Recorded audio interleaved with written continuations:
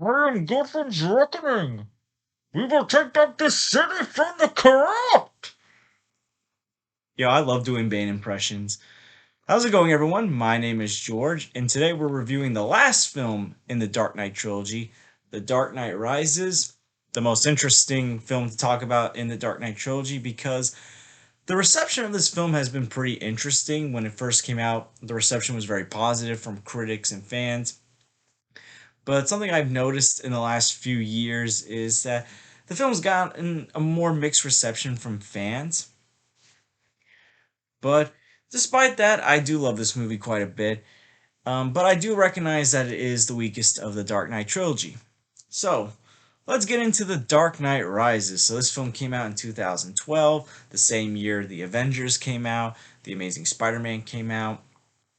And while those were franchises that were either beginning or taking the next step, the Dark Knight trilogy was ending with this film. And I remember that this was my most anticipated film of that year. So, as I mentioned in my Dark Knight review, Dark Knight Rises does take place 8 years after the events of The Dark Knight. And we once again have Christian Bale playing Bruce Wayne, aka Batman. And we also have Michael Caine, Gary Oldman, and Morgan Freeman returning. And this time, Batman is taking on Bane, played by Tom Hardy, as well as a new set of characters coming in. You have a new ally in John Blake, played by Joseph Gordon-Levitt. You have Catwoman, aka Selena Kyle, coming in first as a villain, then as an ally, played by Anne Hathaway.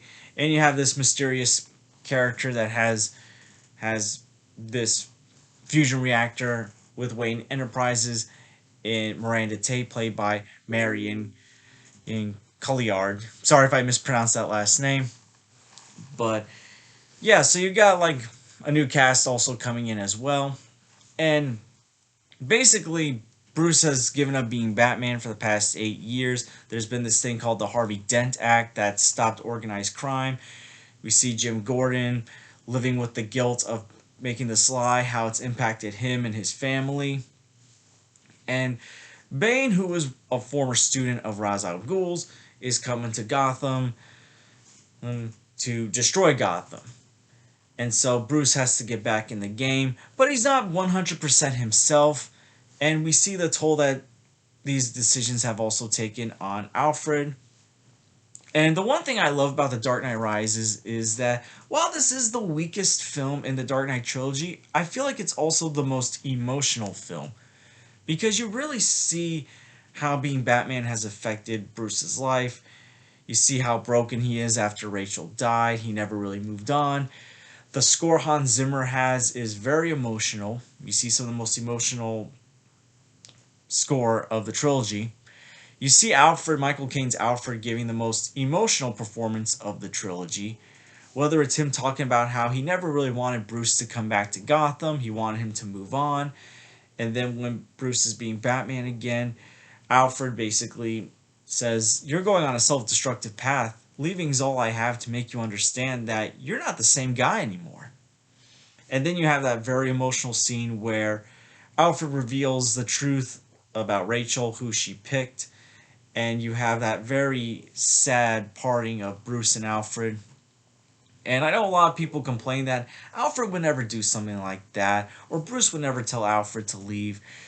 But when you kind of see what's been going on in this trilogy and the arc that these two men have gone on, from Alfred seeing Bruce going on what he considers a self-destructive path, he even says it earlier in the film that like he's worried that Bruce hopes that he dies fighting Bane, basically.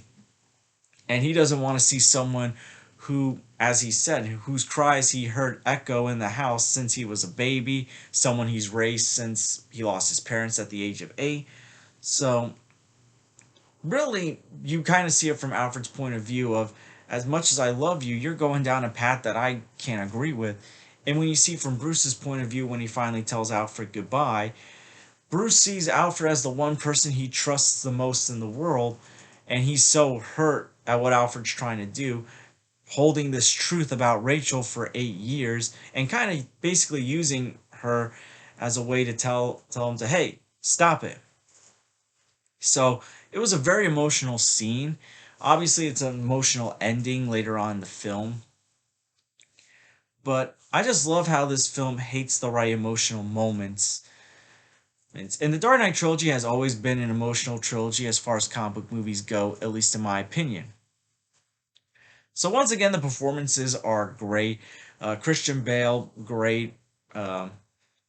Michael Caine, great. This is his most emotional performance. Gary Oldman, Morgan Freeman as Commissioner Gordon, and Lucius Fox, still great.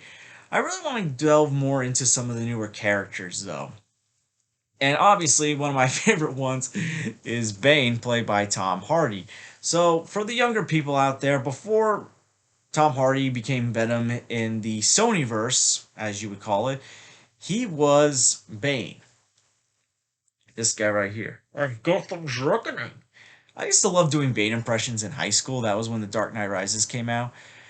And a lot of people don't really give this guy credit. Like, yeah, the death that he was given was all that great, but Bane portrays this very physical threat to Christian Bale's Batman. Like, in every scene that he's in, it strikes power. It strikes like it strikes this kind of movement of like a fire is rising. They even say at the beginning of the film, the fire rises. And really like this guy's plot of like going all in on destroying Gotham, which will include himself, really tells you that these guys mean business of continuing the work of Ra's al Ghul. And yeah, The Dark Knight Rises does tie back into Batman Begins by bringing back the League of Shadows. I know the Dark Knight, they never really mentioned them, but I love how the Dark Knight Rises ties everything together in a sense. Now, I know a lot of people will be disappointed that the Joker is never mentioned in this film, but the damage is done enough where, like, you don't need to mention the Joker. Sure, like, we know what happened in the last film that caused all this to happen. But yeah, I love Tom Hardy as Bane. Like, one of my favorite scenes is the scene when basically he's about to kill Ben Mendelsohn's character John Daggett. He puts his hand on him. He's like, "Do you feel in charge?" And like just like the power and like the shift in tone, like from Daggett being so arrogant to like he's feeling fear because Bane has his hand on him. Another performance that I really enjoy in this film is Anne Hathaway as Catwoman. I really enjoyed this new take on Catwoman, where like at first like she tries to play that like very shy, like scared woman, but then like she's not afraid to like get into that very mischievous, sneaky anti-hero performance. And this to me is one of the more fun performances to watch in the Dark Knight trilogy. I think Anne Hathaway did a great job with this character. I also liked Joseph Gordon-Levitt's character John Blake.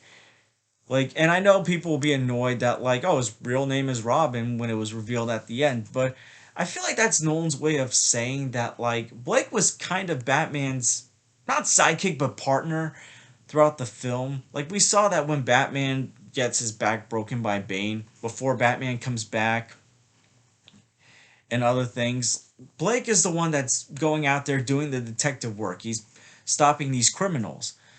And you really see Blake, like the more you see of this character and you see the similarities that he has to Bruce, and you kind of realize that this is really more so the hero that Gotham could use in a post Batman world, because he's starting to understand stuff and you see those similarities. And I really like this performance here. Uh, Marion Cotillard, sorry if I mispronounced that last name. I liked her as Miranda Tate, who revealed as Talia.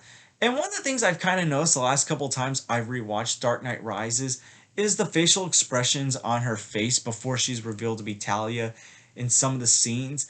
Like in the scene where Bruce is giving her power, her control of Wayne Enterprises, and showing her the fusion reactor, you kind of see some of the contempt on Miranda's face, and I think that was just well portrayed. And just some of the things that she's saying that you pick up on, it's like there's something off about this character. And then like when she's revealed to be Talia later on, and the facial expressions of Miranda as she reveals that she's really Talia, and how she's like taunting Bruce with like the trigger I didn't like her death as well. I think the villain deaths in this film were not all that good. I think they could have been handled better because, like I said, I really did like these performances of these villains. And the twist was kind of predictable. So it's not like, oh, I didn't see that coming. It was predictable in a sense, but like I said, I did enjoy the performances. I love the action in this film. I love the Batman versus Bane fight, the first one, because you see Batman trying to give his all, but he's getting tired out, and Bane's just dominating, and the way his henchmen are just looking down, it's like they know he's gonna lose. And also like the character arc that like Catwoman goes on, because at first she doesn't seem like she cares all that much, but throughout the film she's starting to care about Bruce Wayne. From like when she feels bad about him losing his money to when she finds out that Bruce is really Batman, you start to see the guilt on her face. And then she helps Bruce. And it may not be the best buildup of a relationship because at the end it's revealed that hey, they got together. I think it was a very interesting way of doing so. So this is the longest film of the Dark Knight trilogy, and while it is my least favorite of the trilogy, I still was very intrigued into the story. Because when there's no Batman action, this is the least amount of time we see Bruce in the Batman suit. The characters make up for it. I've always loved the characters in the Dark Knight trilogy. I think Nolan does a great job of making these characters fill in those gaps where we want to see the Batman action. And whether that's having Gary Oldman's Jim Gordon on the scene or having Joseph Gordon-Levitt's John Blake, they find ways to keep you still intrigued into the story, because I know not everyone's gonna love The Dark Knight Rises. I know there's some people that don't like this movie. But I just love how like Nolan captures the vibe of Gotham, how Gotham feels like its own character at times.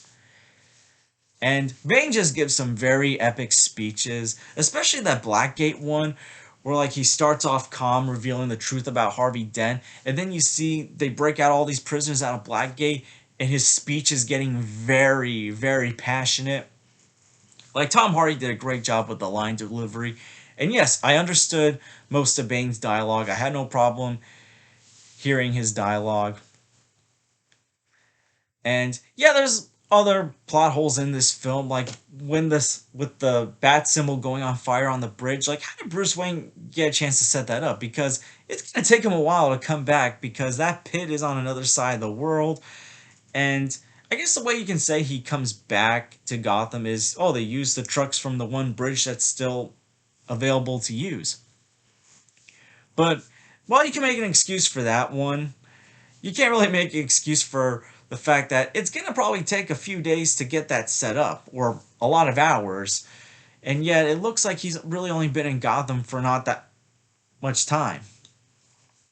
But I always have a lot of fun with watching The Dark Knight Rises, and yeah, it's not on the same level as Batman Begins and The Dark Knight, but I feel like in general it would be hard to top a film as fantastic as The Dark Knight. I feel like as long as you make a good conclusion and still capture the spirit of these characters and the arc that Bruce Wayne goes on, it would still work. And I love that Nolan continues to take inspiration from comics in this film, like No Man's Land, The Dark Knight Returns, Nightfall. Like, they're not like 100% accurate, obviously, but the way like he takes things from those comics and puts them into his film, I think he still does a great job of respecting the lore.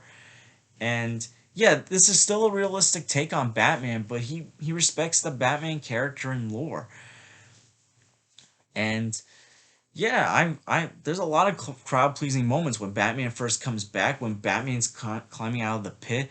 And at one hand, you see like the bats flying around him, and the symbolism works so well.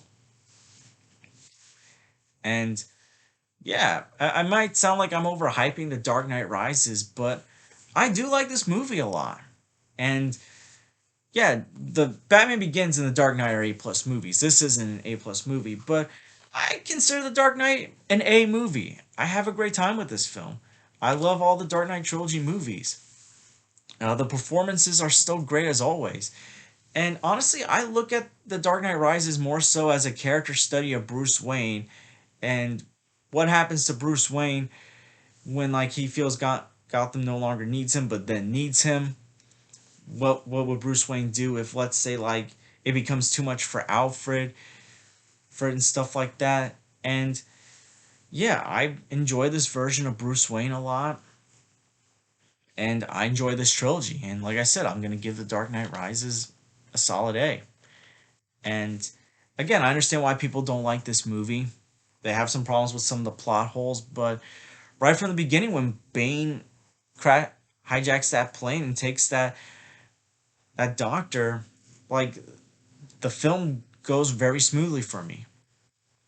And yeah, it's definitely not one of my favorite Nolan films as well, but all in all, I love The Dark Knight Rises, and I think Nolan made a great conclusion with a great villain and an epic score that has a lot of emotion, but also some hope. So, what do you guys think about The Dark Knight Rises? Do you love this movie? Do you hate it? Is it your least favorite of the Dark Knight trilogy or not? I don't know. I've never really met someone that said it's their favorite of the Dark Knight trilogy. Like, I know it's either always going to be The Dark Knight or for some people, Batman Begins, but I'm curious. What do you guys think about The Dark Knight Rises? Comment below and let me know. I want to thank you guys for watching. Please like and subscribe already if you haven't. Please share this with someone that loves Batman. And I hope to see you guys real soon. Take care, everyone.